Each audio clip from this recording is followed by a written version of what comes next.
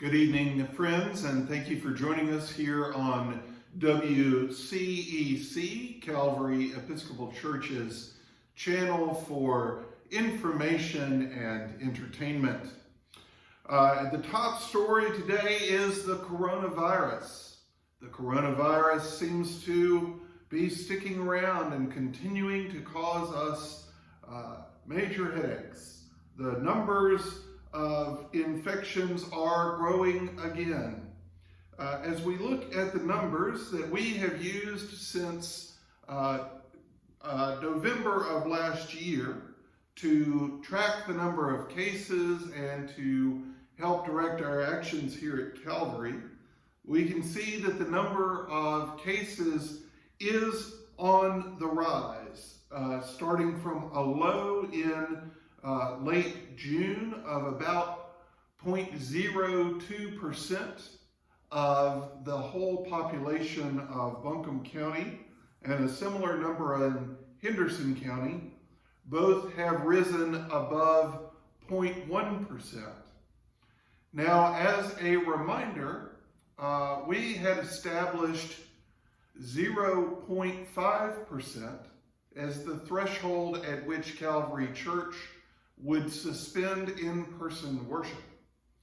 And so we will continue to use that number when we are looking at whether or not to suspend in-person worship. Now, when we think about steps that are intermediary to that, such as suspending congregational singing, returning to masks for all people in the service, in the church, those numbers will help direct what we decide, but we don't have a specific threshold for those. What we do have is a specific threshold for suspending in-person worship.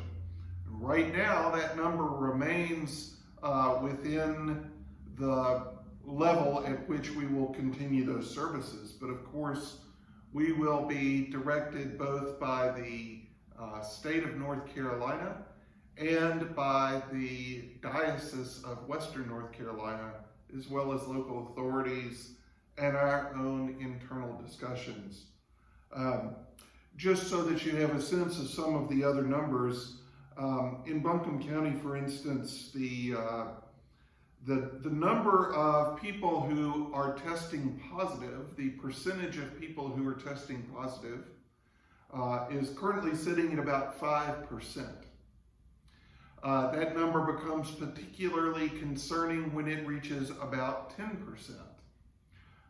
In June, it was hovering around 1%. So it is increasing. Again, we are not yet into the area of action, but it is a concern that it is moving that direction. In, Henderson County, the number is slightly higher, almost 6%, again within a range that we can tolerate, but which is concerning. The most concerning number, however, is probably the vaccination rate. In Buncombe County in June, the vaccination rate was at 51%. At this time in July, it is at 58%. Similarly, in Henderson County, towards the end of June, it was at 45%, and now it is at approximately 49%. Neither one of those is increasing at the rate at which it had increased in the past. And that accounts almost entirely for the additional surge in COVID cases. And now we might look at that and say, well, as a vaccinated person, do I need to be concerned about that? And I'd say that the answer to that is yes, for two reasons. One is that there are those who are not able to receive the vaccine, and there are members of our congregation who do not qualify to receive the vaccine, either for their age or because of their medical status. So those of us who are able to receive the vaccine should strongly consider doing it. The same is true for our own sake. We should be concerned about whether or not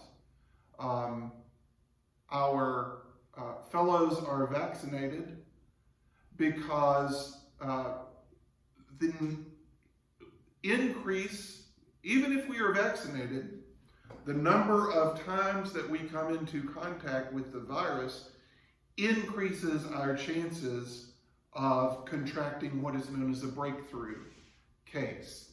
The vaccine is highly effective, but it is not completely effective. No vaccine is.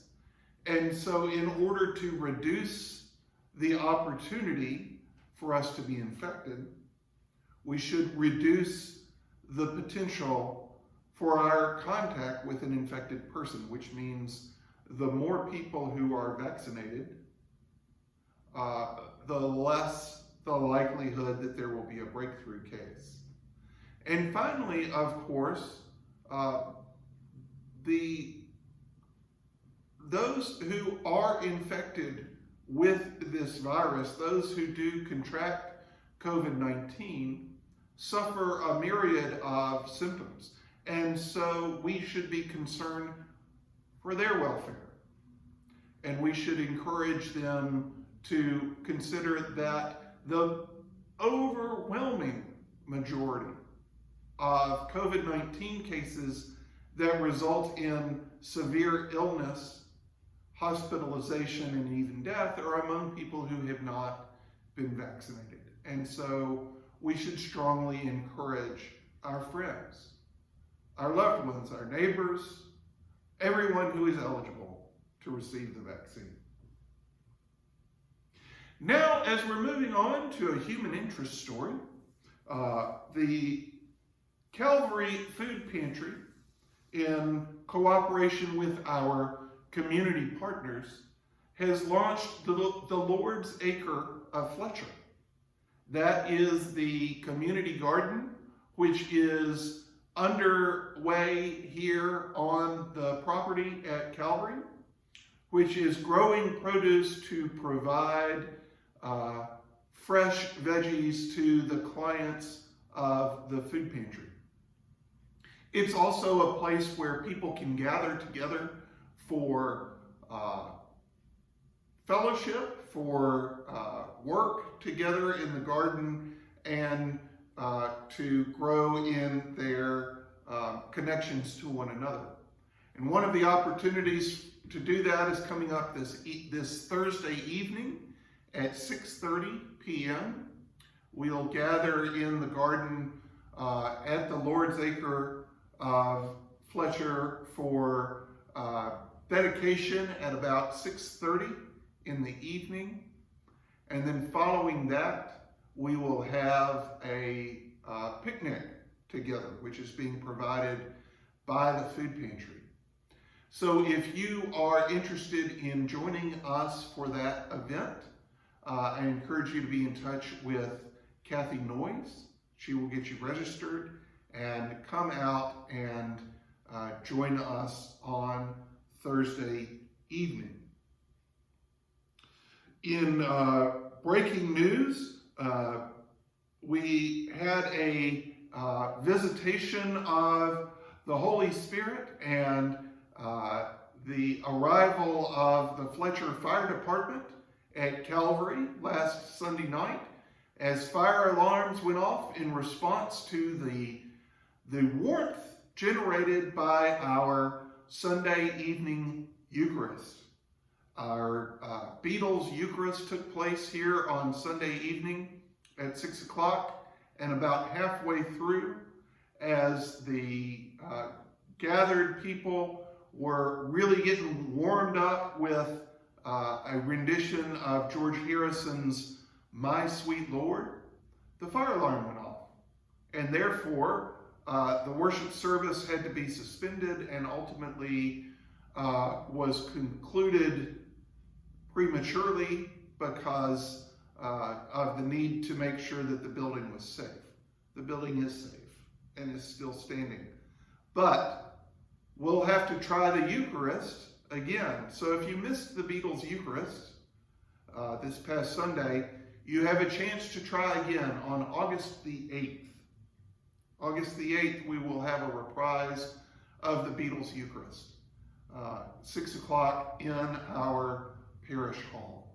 So hope that you will make plans to join us for that. And before we go, we have a quick report on sports from the backfields of Calvary Church. We have reports that Dick Ackman has won a silver medal in the tractor pull with his outstanding performance of John Deere with a mowing deck attachment. He has really blown the competition away.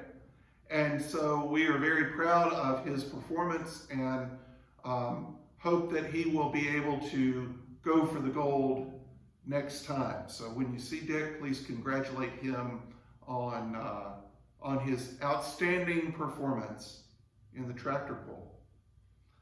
Finally, Vacation Bible School is happening August 2nd through the 6th in the evenings. We'll share a meal and crafts and time in the garden, all of those wonderful things. And there is still time for your children, your grandchildren, your neighbors' children, your nieces and nephews from out of town, whoever it may be, to sign up for this event. Just contact Mother Nan and she will get you all squared away. You can also look on our website for the VBS story, and there you will see access to sign up as well. So that's all the news from Calvary Episcopal Church. I am Father Jay for WCEC. Hoping and praying that God will bless you and keep you, that God's face will shine upon you and give you peace, both now and in the days to come.